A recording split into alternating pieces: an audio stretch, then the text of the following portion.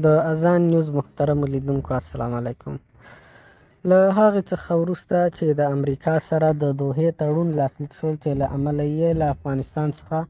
خارجي اشغالګر ځواکونه ووتل او افغانستان د اسلامي امارت لاس ته ولوېده، له هغې څخه وروسته به د امریکایانو سره په قطر کې د دوحې د تړون د تطبیق او نورو مسایلو د حل په اړه غونډې کېدلې. او له هغې وروسته چې د نجونو ښوونځي بند شول، دغه غونډې هم درېدلې وې. د امریکا د بهرنیو چارو وزارت په یو تازه خبرپاڼه کې ویلي دي چې د دوی دوه استازي رینا میري او توماس ویست د افغانستان په اړه د سیمې هیوادونو ته په یو هفتهیي سفر باندې وتلي دي. دغه امریکایي استازي به د سیمې له مختلفو هیوادونو کې د افغانستان په اړه د سیمو د هیوادونو له مشرانو سره وغږیږي. همدا ډول به له هغې څخه وروسته د دې میاشتې په پای کې د افغانستان د بهرنیو چارو وزیر ښاغلی امیر خان متقي په پلاوي له یو مشرۍ سره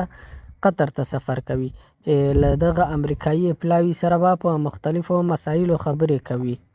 له دې څخه وړاندې په ښاغلي امیر خان متقي او نورو طالب مشرانو باندې امریکا د سفر بندیزونه لګولي وو. د افغانستان د بهرنیو چارو وزارت ویاند ښاغلی عبدالقهار بلخي پر خپل ټویټر پاڼه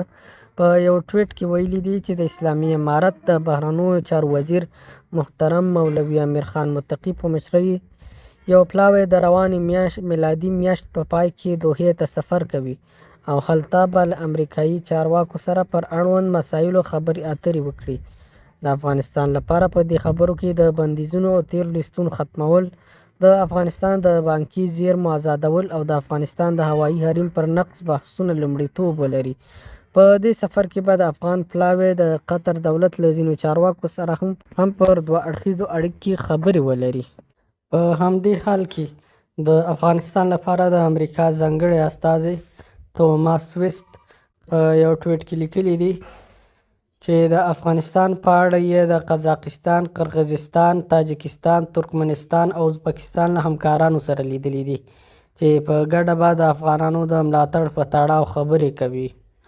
هغه ویلي دي چې هر یو د امنیت، بشري حقونو، اقتصاد او بشري اړتیاو په ګډون د مهم مسایلو په اړه د بامحتوا په خاطر مننه کوي.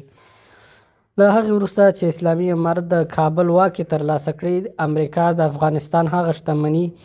چې د امریکا په بانکونو، همدا ډول د امریکا څخه خارج نورو بانکونو کې وه، کنګل کړه او د اسلامي امارت لاسرسی ورته محدود کړ.